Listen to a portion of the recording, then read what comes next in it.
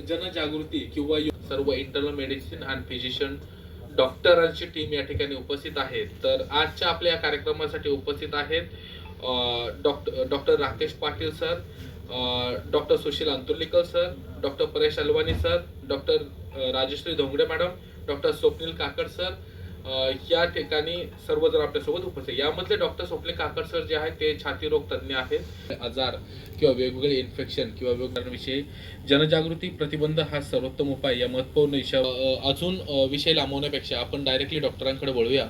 आणि आज या ठिकाणी हॉस्पिटलचे कन्सल्टंट्स, आज आपण जे बोलतोय ते पावसाळ्यातील आजार। पावसाळ्यामध्ये हा जे वातावरण असतं ते खूप छान असतं, सोबत आजार घेऊन आलेलं असतं। तर पावसाळ्यामध्ये कुठले कुठले संसर्गजन्य आजार होतात तर डेंग्यू, मलेरिया, चिकनगुनिया, लेप्टोस्पायरा हे जे आजार आहेत ते हे साचलेल्या पाण्यामुळे होतात। जास्त करून खड्डे, नाले ज्यामध्ये पाणी साचतं आणि त्याच्यात ते डासांची उत्पत्ती होते। हे जनरली जास्त करून डेंग्यू, मलेरिया हे आजारांना कारणीभूत ठरतात। आणि आपल्या पायांना जखमा असतील, कुठं काही कट्स असतील आणि आपण पाण्यातून चाललो तर त्याच्यामुळे लेप्टोस्पायरा किंवा असे आजार होतात। तसंच दूषित पाणी यामुळे गॅस्ट्रो, लूज मोशन, उलट्या, पोटदुखी अशा प्रकारचे त्रास होतात।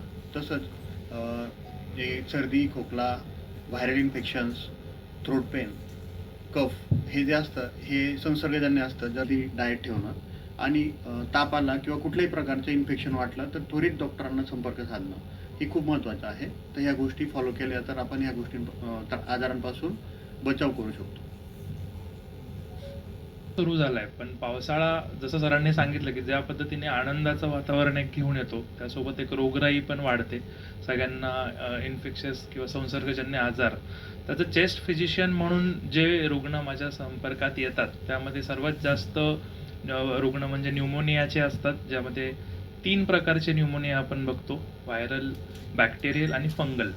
फंगल न्यूमोनिया किंवा बुरशीचे न्यूमोनियाज हे जे असतात ते न्यूमोनिया ज्यांची रोगप्रतिकार शक्ती कमी आहे, ज्या पेशंटला ऑलरेडी किडनीचे, लिव्हरचे किंवा डायबिटीस सारखे आजार आहेत आणि डायबिटीस ज्यांचा अनकंट्रोल्ड असतो की कंट्रोलमध्ये जेव्हा शुगर नसते त्या पेशंटला बुरशीचे न्यूमोनिया होऊ शकतात। आणि बऱ्याचदा हे सुरुवातीला सिम्पटम्स सगळ्या न्यूमोनियाचे खोकल्यापासून किंवा तापापासून सुरू होतात, दम लागल्यापासून सुरू होतात, पण हे न्यूमोनियाचं निदान योग्य प्रकारे होत नाही।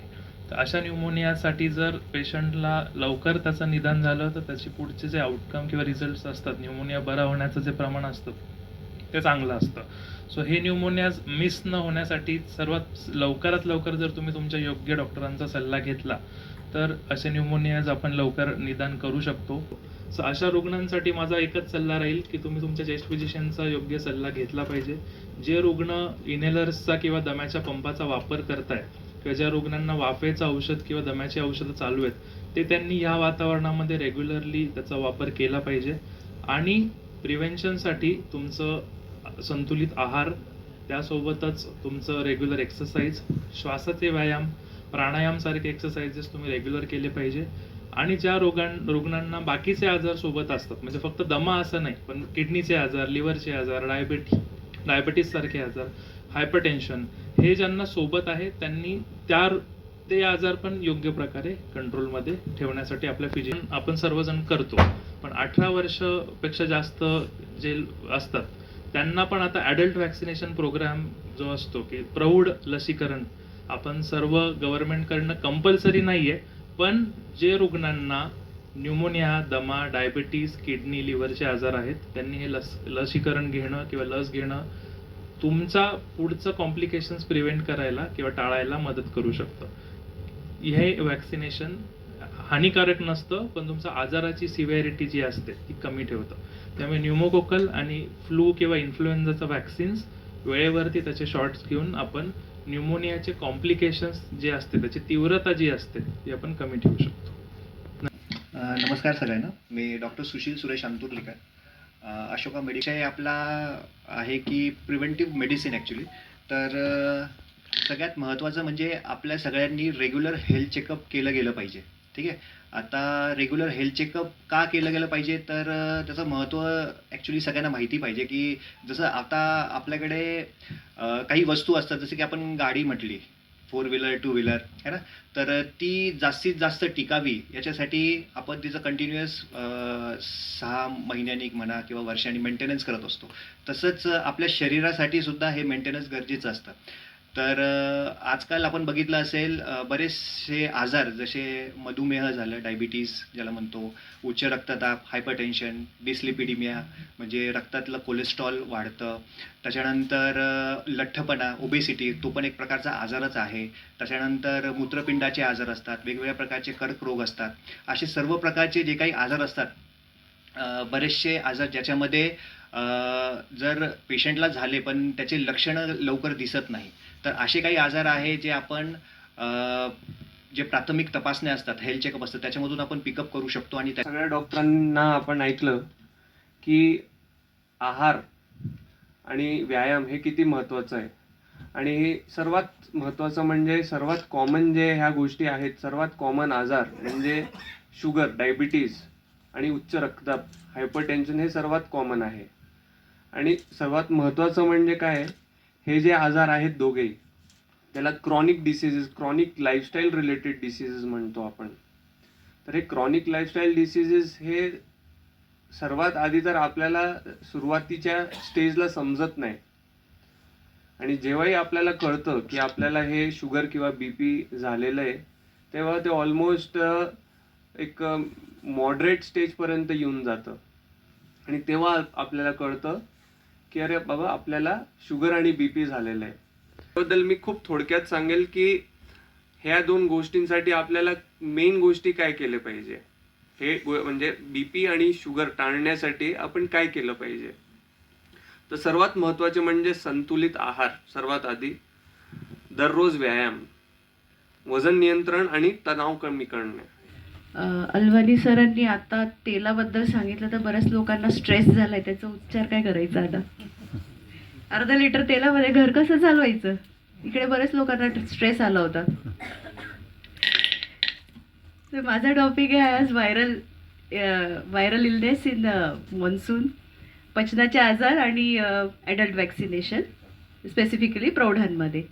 तर कॉमनली आपण बघतो की मॉन्सून आला की व्हायरल इलनेस वाढतातच. डेंग्यू हा पण एक व्हायरस आहे, चिकनगुनिया पण व्हायरस आहे, फ्लू पण जो आहे कॉमनली व्हायरल इन्फेक्शन्सनी होतो, बॅक्टेरियानी पण होतो. But virus become more active during rainy season. त्यांना तसं वातावरण मिळतं की ते जास्त प्रमाणात झपाट्याने त्यांची वाढ होते आणि पसराव पण होतो. तुम्ही आता सगळे कम्युनिटीमध्ये फिरता, ते एक जरी पेशंटच्या तुम्ही कॉन्टॅक्टमध्ये जेव्हा येणार, जसं कोरोनामध्ये आपण बघितलं होतं ना, एक केस असतं जो फर्स्ट केस असेल, आणि तो कसा समाजामध्ये किंवा सोसायटीमध्ये, त्याच्या वर्क प्लेसमध्ये, घरामध्ये कसा तो सगळ्यांना संसर्ग पसरवत जातो. तर viruses are very notorious and they become active in rainy season. आणि त्याच्यामुळे काय होतं की एकासोबत 100 नंतर लाख लोक पटापट अफेक्ट होतात. व्हायरसेस इतक्या झपाट्याने वाढतात. हे झालं फ्लूसाठी. डेंग्यू तर आपल्याला माहिती आहे की मच्छरांमुळे होतं. आता जी परिस्थिती आहे सध्या नाशिकची सगळ्यांनाच माहिती आहे, इथे पोचायला पण बऱ्याच लोकांना त्रास झाला असेल, हो ना. तर खड्ड्यांमध्ये ऑफकोर्स मॉस्किटोजचे एग्ज राहतात. ते नंतर पाणी मिळालं की त्याच्यातून मॉस्किटो तयार होतो आणि तो कम्युनिटीमध्ये पसरून एक डेंग्यू पेशंटच्या कॉन्टॅक्टमध्ये येऊन प्रत्येकाला ज्याला चावणार तिकडे जाऊन डेंग्यू पसरवणार. आणि आपण बघतो की एका स्पेसिफिक एरियामध्ये, एखाद्या सोसायटीमध्ये, एखाद्या कॉलनीमध्ये डेंग्यूचे पेशंट जास्त आढळतात. आणि तीच एखादी त्याच्या शेजारची कॉलनी आहे जिथे पाणी व्यवस्थित नियोजन केलेलं आहे पाण्याचं, किंवा मच्छरं नाही आहेत, तिथे काहीही आपल्याला डेंग्यूचे पेशंट दिसत नाही. तर व्हायरस जो आहे डेंग्यूचा हा मॉन्सून सीझनमध्ये मॉस्किटोमुळे पसरतो. सेम चिकनगुनिया हा पण मॉस्किटोमुळेच होतो.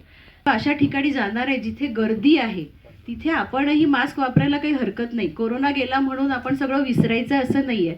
गुड हायजेनिक प्रॅक्टिसेस आपण नेहमी फॉलो करायला पाहिजे.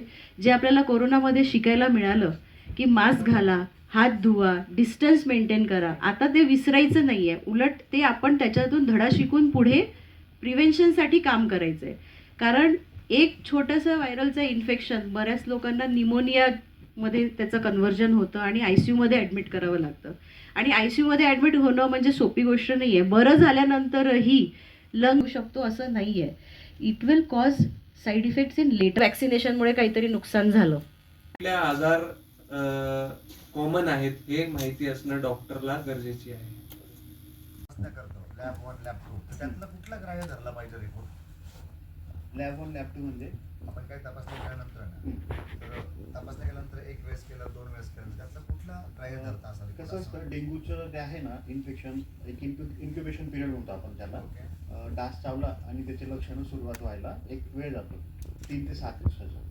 त्या पिरियडमध्ये जर इमिडिएट टेस्ट केल्या तर ते डेंग्यू व्हायरसचे परिणाम रक्तावर झालेले नसतात. ते फक्त तात्पुरतं म्हणजे सुरुवात असते तेव्हा अंग दुखतं, बॉडी